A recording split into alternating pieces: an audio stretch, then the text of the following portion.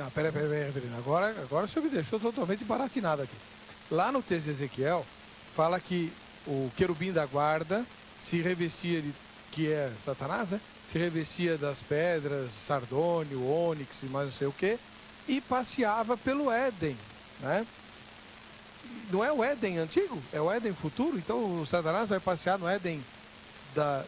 Não. Absolutamente não quer dizer uma menção muito menos de Éden futuro e não pode ser a do Éden passado. A ideia que ali tem é de que numa dinâmica espiritual havia atividade, mas a toda luz do livro de Ezequiel, mesmo quando se fala de mal, mesmo quando se fala de dificuldades, a ideia é de dificuldades para uma reconstrução, né? E quem era o querubim da guarda para o senhor ali? Na verdade, entendemos que são os anjos de Deus. Colocar alguém ali mais especificamente... O texto fala né? que ele foi expulso, né? Te derrubei de lá e tal, né? Pode ser utilizado ali especificamente como uma explicação para a queda de Satanás. Agora, colocar ali no versículo 1, me parece muito mais o caso das passagens herméticas, como disse, não é? Em que se fala naquele ponto. Né? Tá bom. Vamos ver o professor vamos falar então do texto de Ezequiel. É. Bom, em primeiro lugar, a visão de Ezequiel, um dos profetas que mais visão teve, que tem de querubim com questões sobrenaturais, é o profeta Ezequiel. Ele faz muita menção de visões de querubim. Até o termo querubim em hebraico, que mais utiliza também de Gênesis a Malaquias, é o profeta Ezequiel. Só que essa teoria, essa pseudo-teoria de Sofrônios de Aberônimo, que isso tudo iniciou com ele, quando foi fazer a versão da Vulgata Latina, ele que deu a introdução a esse nome Lúcifer, que é em latim, porque, em primeiro lugar, que Deus nunca denominou nenhum anjo com o termo em latim, sempre em hebraico, Luci, em latim, Lucifer, portar. Portar luz, que isso vem uma tradução de Isaías 13:14, que é uma outra base que há para a queda desse ser angelical. Como caíste do céu, ó estrela da manhã, filha da alva, tu que debilitavas as nações e tu dizias no teu coração. Estrela da manhã foi a nota que São Jerônimo, praticamente, ele deu a Isaías 13:14 em latim Lúcifer, que é um nome totalmente equivocado. Por quê?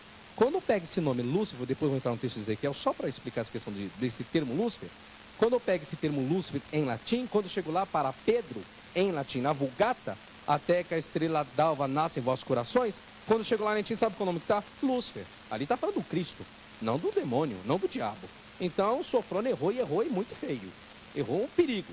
E aí, praticamente ficou impregnado esse termo e ficou.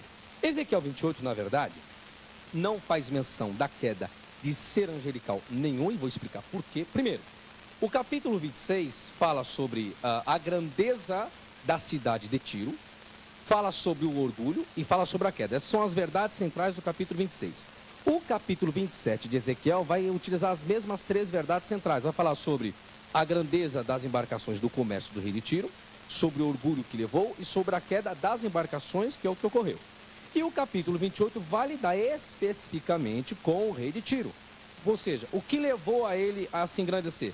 A cidade que tinha, a comercialização que tinha. E o que levou isso? O orgulho. E o orgulho levou o quê? A queda. Aí diz lá, tu eras querubim ungido para proteger-te, estabelecido no monte santo de Deus estava. Espera aí. Então, se eu acredito que o versículo 1 do Gênesis foi a primeira terra antes de Adão, aí existe um intervalo de tempo, que é o versículo 2 da terra de Adão. Houve a queda desse ser, destruiu. A única base que existe para isso é Ezequiel 28. Aí vem a pergunta. Se ele realmente caiu e estava lá para proteger, protegia o que e de quem? Se ele protegia o que e de quem, logo então existia a maldade já no ser humano. Peraí, a maldade então veio de quem? Dele ou de Deus? Peraí, então eu não posso dizer que esse texto cabe à queda dele. Agora, então por que está querubim? Vamos lá então, querubim ungido. A palavra querubim é plural de carav, que vem do tronco verbal, do tronco K, terceira pessoa do masculino singular. Carav significa estar ao lado. E o capítulo antecedente, 26 e 27, afirma que o rei de Tiro era ele quem enriquecia os reis da terra, ou seja, era ele quem estava ao lado. E quando diz que andava nas pedras afogueadas, era justamente o manto, segundo a história do rei de Tiro, que ele se vestia com um manto cheio de pedras preciosas. E por que referência ao Éden, professor? O Éden, só fácil. Primeiro que o Éden, no capítulo 27, negociava com a cidade de Tiro. Éden, Cané e Éden. Está lá no capítulo 27, o nome Éden. Comercializava com Tiro. E tem mais. Éden, nesta época aí, tinha as pedras melhores e mais preciosas. Não era o jardim do Éden? Não, jardim do Éden nenhum. Jardim de do Éden. Deus, não, tá escrito lá. Não, e tem mais. Não é de Deus, é dos deuses. Aí está um outro problema. Então, erro de tradução. Erro de tradução, sim senhor. Quando eu chego no texto hebraico, eu vou ver isso na Bíblia Hebraica Stuttgartense, que vem do Códice de Leningrado B19, eu vou encontrar as variantes. E tem mais. Vamos colocar então, vamos pegar esse texto de Ezequiel 28. Vamos colocar então que é o ser angelical. Diz assim, ó, tu és mais sábio que Daniel, e nenhum segredo há que se possa esconder de ti. Está registrado em Ezequiel 28. Agora imagine então quer dizer que o diabo, ele é onisciente, porque está afirmando, se eu pegar esse texto como o diabo, né? Então ele é mais sábio que Daniel, e nenhum segredo há que se possa esconder de ti? Opa, então ele é onisciente? Errado. Quando eu chego no aparato crítico da Bíblia Hebraica Stuttgartense, existe uma variante afirmando que não és tu mais sábio, não. Está dizendo que não existe nenhum sábio que se possa lhe superar. Está falando que os sábios que existiam na época de Tiro, nenhum sábio com a inteligência que tinha superava a sabedoria do rei de Tiro. Então essa questão não tem diabo nenhum nesse texto. Um dia, se o senhor quiser colocar esse debate, eu estou disposto também a debater com qualquer um. Então, que coloque... Satanás não está em Ezequiel 28. Não está em Ezequiel 28, nem Isaías 13, 14. Ai. Vamos ter que fazer um debate sobre isso. Bom, professor Sabino, quer acrescentar alguma coisa sobre os livros apócrifos, daquilo que foi dito? Porque eu estou insistindo nesse ponto, porque eu também recebo muitas solicitações. Por que não se aceita os livros apócrifos? Eles explicam o que a Bíblia não explica. Existe uma razão muito forte para não se aceitar os livros apócrifos. Bom, se dentro do próprio, tratando do Antigo Testamento, já tratando o Concílio de Avignon em 90 depois de Cristo, quando foi efetuada a canonização do Antigo Testamento, se os próprios rabinos judeus, que vêm de um cunho judaico, até que houve um problema na questão de helenização por parte dos judeus.